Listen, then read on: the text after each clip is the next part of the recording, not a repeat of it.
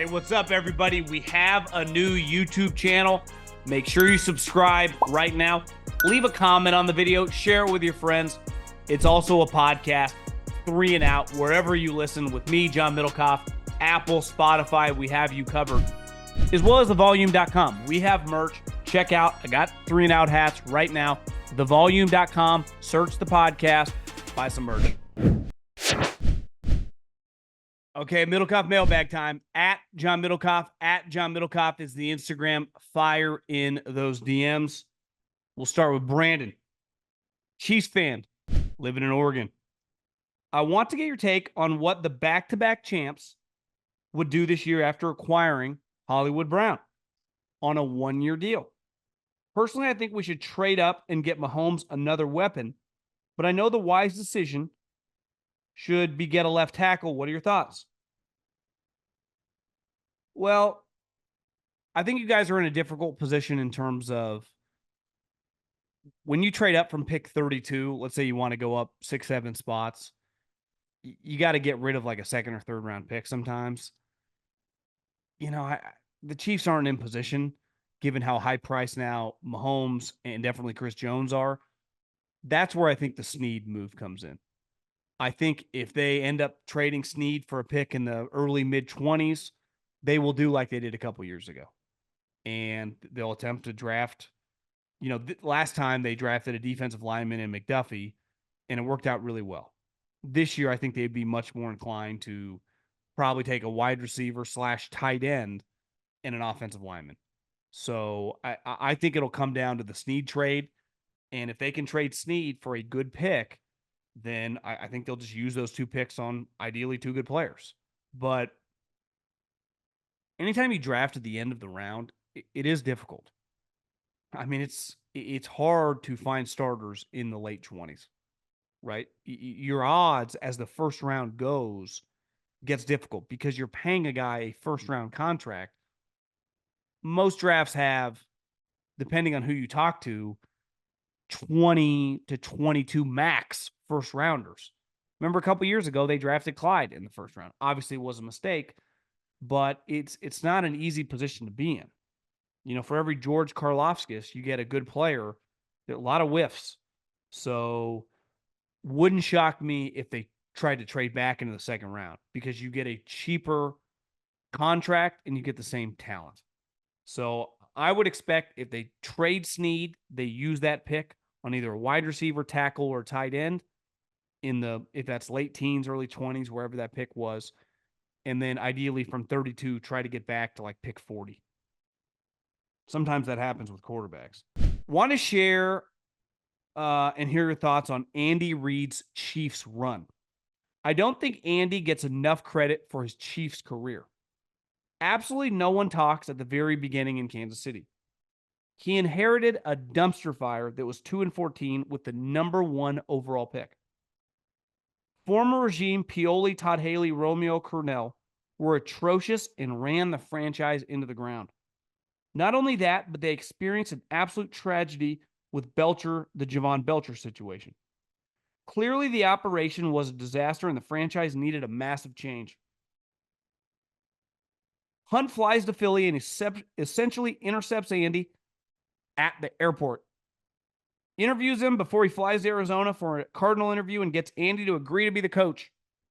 Andy Reid takes a 2-14, drafts Eric Fisher number 1, and trades a second-round pick for Alex Smith and instantly turns Kansas City into a perennial playoff team. Winning 11 games his first year seems impossible. I think even Andy would tell you once they got there, a little Harbaugh-ish, that once they got Alex Smith, they did have some pieces there, right? They had Tom Bahali. They had Justin Houston. They had, Derek Johnson, the linebacker, Jamal Charles. So the cupboard wasn't totally bare. It was more of a reflection how big of a joke the prior regime was, just like when Jim Harbaugh got to the 49ers. Total joke what Mike Nolan, Mike Singletary, like how they had run the operation.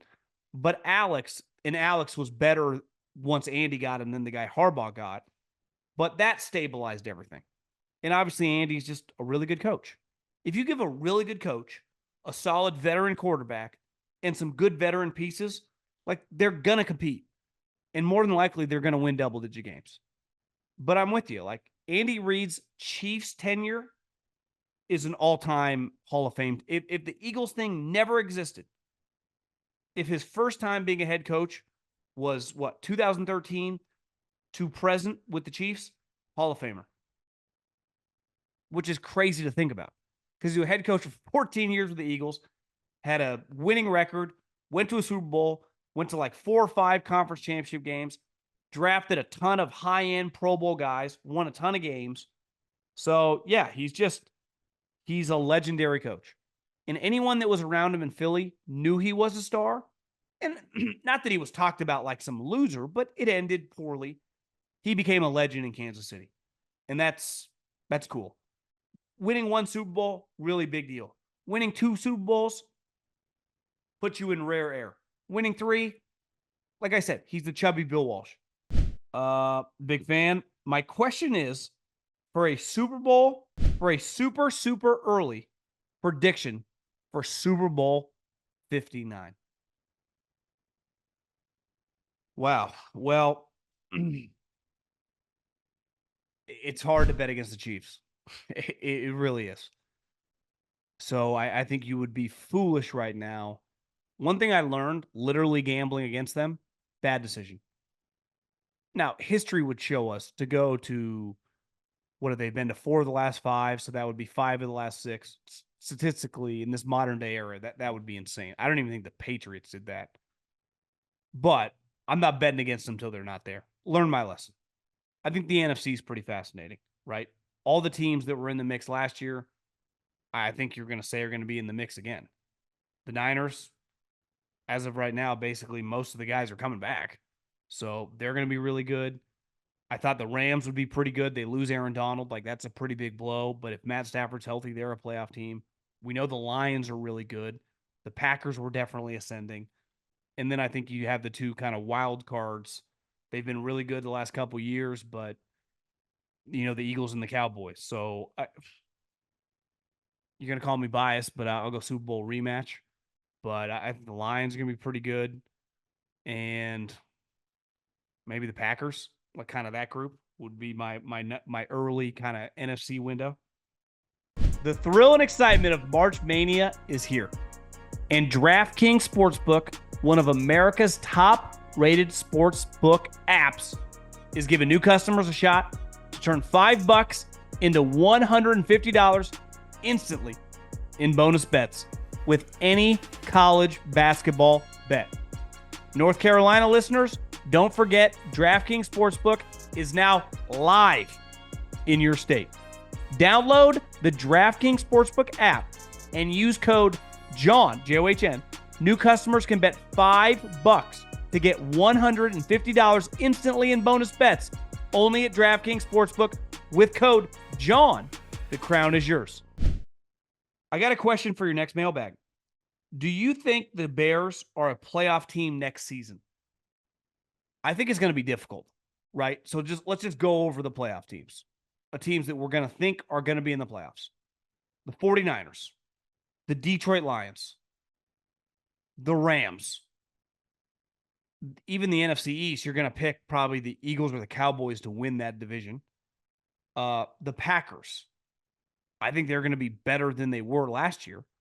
So even if you just focused on their division, how do they beat those 2 teams? I know individually they beat, right? Did they beat the Lions once? They can compete. I mean, even the final game with Fields, they competed in that game. I think the final score was 17-9. Can they get to 9 wins? To me, the goal would be 9 wins. If you miss the wild card, that's a very, very successful season, and especially if Caleb shows something. But best case scenario, can they make the playoffs? 100%. Am I going to pick them to make the playoffs? Probably not. And that's more of an indictment of, like, it's hard for me to pick Eberflus to be a playoff head coach. Kind of like their roster. Ryan Poles proven to be pretty good. We all know that Dak has to be extended. They can't let him walk for nothing. His contract is not tradable. And like you said, they like to pay their own guys. But what, if anything, can they do to get over the hump? I really like that I really feel like they're Derrick Henry away from taking the pressure off Dak to the playoffs. Well, they didn't sign Derrick Henry, obviously. Listen, I think the way they were going to get over the hump this year was have Dak play well. Now, their defense shit the bed against the Packers, but if they're ever going to make a run, Dak has to have a playoff stretch where he looks like Joe Flacco or Eli Manning. He has to get hot. And it's been the opposite. Didn't he throw a pick six last year against the Packers? I mean, he was objectively terrible in that game.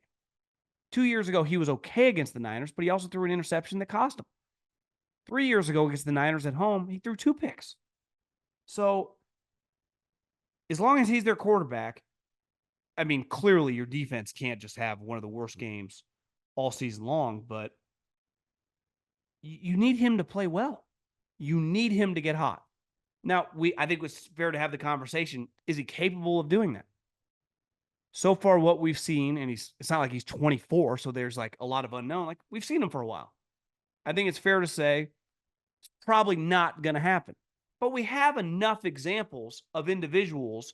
Like Joe Flacco was not consistently as good as Dak Prescott. But he had one playoffs where he got super hot. Eli Manning was pretty up and down throughout his career. Had a couple playoffs where he just got hot. Made huge plays when he had to. Can Dak ever have that happen? As of right now, the answer has been no. But to me, I would say that would be the way that Dallas gets over the hump. Is Dak just has like one of the hotter stretches of his career at the right time. Not in October, not in November, in fucking January. I'd say it helped to have home playoff games, but they've hosted 2 playoff games 2 of the last 3 years in the first round and been bounced. I've seen so many reports that the Giants are out on Daniel Jones. The Dolphins have yet to give Tua a big contract. Could you see the Dolphins trading Tua on night 1 of the draft to a team like the Giants? Or another NFC team with a good pick to get one of the quarterbacks? Well, obviously the Dolphins have a Tua problem in the sense that he needs to get paid. Why would another team trade for Tua and then give him a huge contract? I think we all agree, unless you're Tua's family, and Tua seems like a great guy, and he's honestly a better NFL player than I thought he would be. I wasn't a huge believer of him. I didn't even think he'd be. I never thought he'd be this good. I was not a huge Tua fan as a prospect in the NFL. He's been better than I thought. I just could not pay him $45-50 million a year. So if the Dolphins are not going to do that, and they've literally had him for 2 years under McDaniel and had a lot of success, someone else is going to go, well, I'll take that guy and then I'll give him $180 million guaranteed. Seems a little unrealistic to me. Like, it's just, Colin and I were talking about this. It seems like they're a lot smarter GMs. People are like less emotional, maybe a little less star driven. 20 years ago, 30 years ago, these type things happened. I think in 2024, who's doing that? We've seen bad quarterback contracts derail franchises. I mean, it fucked the Broncos. Obviously, it's crazy the amount of money they gave Daniel Jones, but that hurt the Giants a lot, and it still is. Matt Ryan's contract at the end was a disaster for the Falcons. I think if you're going to give the guy a lot of money, he either has to be playing really well and you feel confident in him, right? Like the Falcons with Cousins, which is still risky because he's injured, but those guys know him and they're just looking for something solid. And they only had to give him, like, they didn't have to give him $200 million. They gave him basically a 3-year contract. Tua's going to want a 5 or 6 year deal. I think he's a very, very complicated situation, given how much money the going rate is for, he just throw up his stats. Playoffs 2 years in a row, stats. I'd go, well, who are the good teams that you're beating and playing well against? I watched all your games last year. You did not play well against the better teams. You just didn't. And you can't play in the cold. Did the Packers overpay Xavier McKinney? I'm concerned about them paying $17 million a year for a non-premium position, especially with bills coming due for Love and the receivers in 2 or 3 years.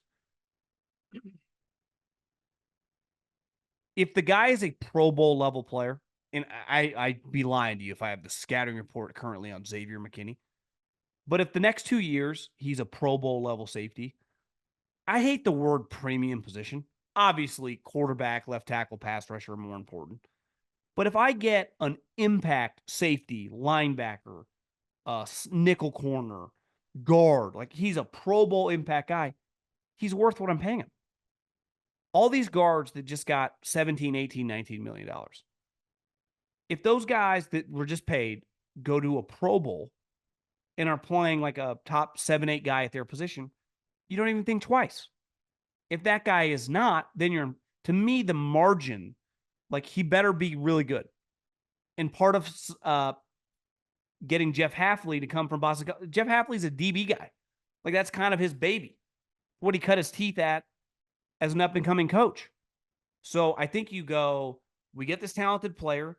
You got to overpay in free agency. That's part of the deal.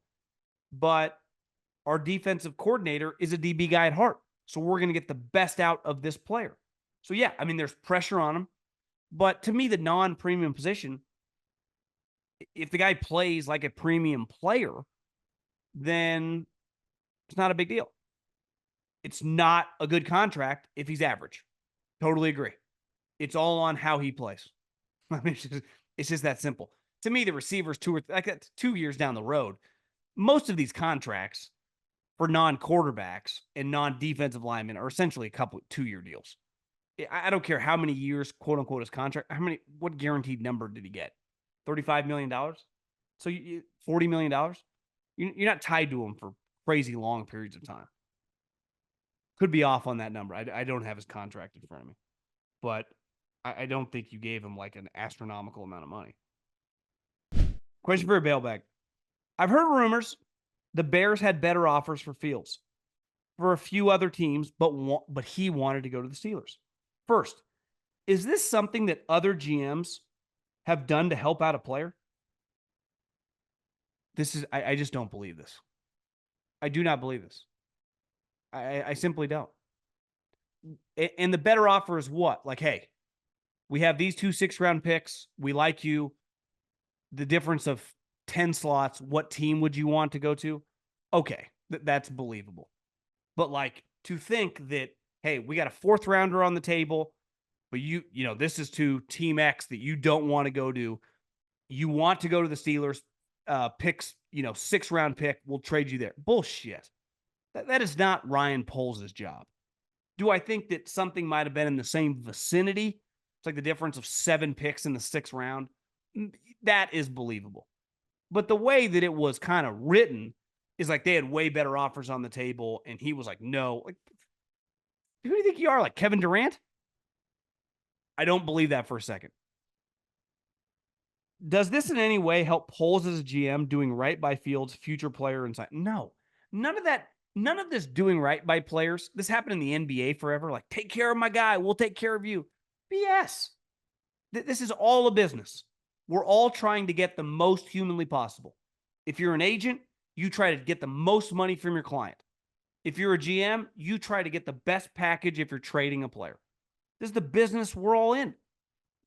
There's no like, if on the margins, maybe if the guy's like, hey, you give my guy an extra $1 million, maybe I'll help you out on the guy that's already on your team on a contract extension. And even that, it's not like you'd put that in writing. It's like a handshake deal. And I just call BS on all this. I mean, we're talking so much money. These draft picks are so valuable to think that like, yeah, we could have got like 2 4s, but we love Fields, great guy. He was a high character guy and he wanted to go to the Steelers. So we traded them for their, pick at the end of the 6th round. No way. It's not even believable. That just maybe like some historic player on the team. Like, hey, we're going to trade next year. We're going to move on from Travis Kelce and we're going to trade him to a team that he wants to go to. I'd be like, oh, I could kind of see that. He helped the Chiefs win 3 Super Bowls, one of the greatest players in the history of the franchise. You love him, but you're going to go your separate directions. You told him you would trade him and you would work with him on a trade. So, okay. Justin Fields, the GM that didn't draft him, Come on. The, the notion that like they took way less because they wanted to do right by them is borderline embarrassing. It really is. And I like Rap Sheet, and he's clearly good at his job. But that feels like, and you don't even need to do this. No one is acting like Ryan Poles, like there was some crazy market for him. It didn't exist, and that's okay. It's out of his control. He doesn't control the market. The other teams do. Huge fan of the pod and wanted your business perspective on something. I'm currently in the U.S. Air Force, and I have 3 years left on my contract, and I'm starting to think about life ahead. I'm looking to pursue a trade school when I'm done and wondering how the Scottsdale area is because I'm not sure I want to move back to my hometown in West Virginia. Also, love the tipping culture topic. Wanted to share one of my experiences with the pod. I was at a Colorado Rockies game last season, and I got a cocktail, $21. And then the guy flipped the iPad asking for a tip, and I had no issue declining. This is insanity. Totally agree. I mean, what are we talking about?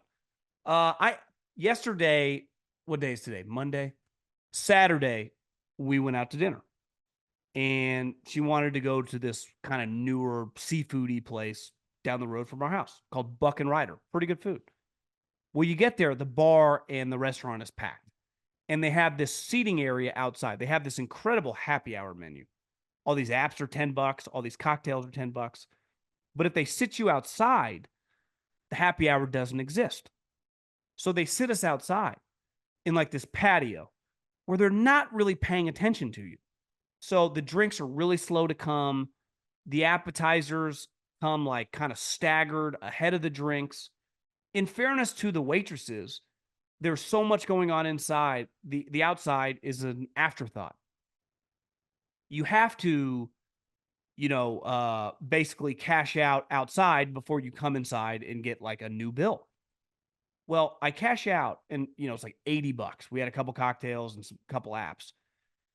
And it flips around. Again, the service was awful. I don't even blame them for the bad service.